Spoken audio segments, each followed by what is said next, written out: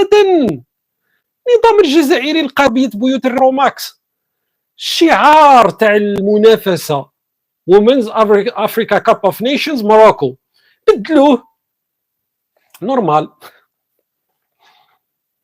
العالم الاخر ولا ماشي النهار قلت لكم انا صراحه لا اجد لها، ليس لانني عامل المخزن فقط نقتبس هذه الكلمه من عند العاهل المغربي، لكن لانه لا اجد كلمه اكثر عباره اكثر بلاغه. صدقوني بانني بحثت باش نعطي عباره كنستعملها دائما في الاسلوب تاع الكلام تاعي. تعرفوا انه في بعض الاحيان كل واحد عنده دي زيليمون دو لونغاج، عنده عناصر تاع خطاب تتكرر.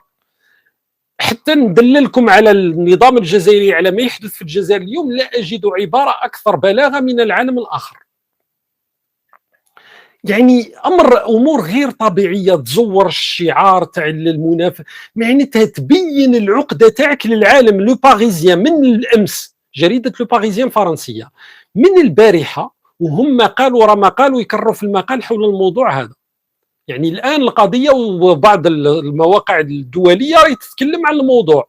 هاي هنا في لو باريزيان، ومع الصوره الاخرى اللي في البدايه لو تكلمت عليها قال لك بانه ربما في المغرب هم من قاموا بحجب القضيه لانهم وجدوا انه في مباراه تاع تنزانيا على ما اظن تم حجب بنفس الطريقه، لكن تنزانيا هي من الدول الاخرى التي حجبت. في مباراه تاع نيجيريا مثلا كان الشعار تاع الجامعه المغربيه. لكن لا علينا بعيدا عن الصوره هذه، لكن ما حدث مع ايضا المدرب كان عنده مكتوبه هنا على ما اظن الشعار تاع الجامعه المغربيه لكره القدم، تم حجبه في التلفزيون الجزائري. يعني تيبينوا العلن العقده تاعهم. يا اخي قلت الخريطه، هاي ما كانش الخريطه.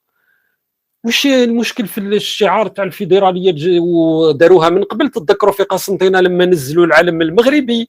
تتذكروا ايضا ابعد من هذا، لهذا قلت لكم انا هذه عباره تربويه خلاص حطيتها درك فري كوبي رايت، استعملوها انتم وانا خلاص لا احتاج الان انني اقول، لانكم تاكدتوا بانه هذا واقع.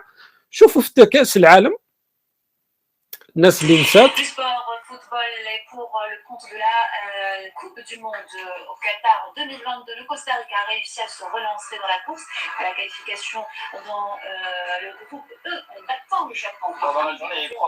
Dans le groupe F, le Canada est officiellement أول مرة في تاريخ كأس العالم نصف النهائي، عفوا هنا الثمن النهائي على العموم يعرضوا 4 مباريات، ما عرضوش المغرب، ما يعرضوش. ولما يقولوا خسر، لما خسرت اسبانيا المنتخب الاسباني يقصى من كاس العالم امام فريق مجهول، ما على بالناش من اقصى المنتخب الاسباني. لما لعبوا مع البرتغال المغرب نفس الشيء. يعني تا واحد الحاله، واحد القاع دخل فيها النظام الجزائري، تجاوزت كل الحدود، تجاوزت كل الحدود. يعني ما عندي ما نقول لك. يعني كيف انت، هل يعقل تروح المنافسه؟ واصلا صراحه مع احتراماتي للنساء ولا للسيده، لكن كره القدم النسويه ما هيش تلك الرياضه اللي تستقطب الاهتمام تاع العالم. او عادي نساء يلعبوا الوتيره ناقصه جدا، عادي والبعض يتابع منافسه، يعني ما هيش بالمنافسه لكن فقط لانه المغرب ينظمها ولانه المغرب نال التنظيم تاعها. وحنا ماشي كاس افريقيا للسيدات يا رجل، حنا من غير هذه كاس افريقيا المحليين اللي لا قيمه لها واصلا كانوا يفكروا في انهم يلغيوها، لم يعطى لنا تنظيم اي شيء. ولكن انت علاش تزيد تبين العقده تاعك للعالم؟ علاش تزيد تبقى تدير في هذه التصرفات؟ هذا هو المشكل. من اين يكون الاسم تاع المغرب يصير عندهم عقده كبرى؟ الله غالب. اخدم. ولو انه هناك انه تكون عندك عقده، صراحه الامر عادي، لكن العقده هذه على الاقل استعملها من اجل انك تحسن نفسك. لانه حقيقه لما تاخذ الناتج الاجمالي تاع المغرب ليس بالناتج الاجمالي الضخم، ورغم ذلك بلد يستطيع انه يحقق نجاحات. لما تشوف بانه الريع ما عندوش ريع، لا بترول لا غاز، عنده الفوسفات لكن ليس بنفس القدر يعني تاع ما نملكه نحن لما نقارنه مع البترول والغاز، ليس بنفس الحجم، ليس يعني. ورغم ذلك يقدر ينظم منافسات اكثر منك، يقدر ينجح اكثر منك، الصوره تاعو خارجيا اكثر منك. حقيقه هناك اشكال.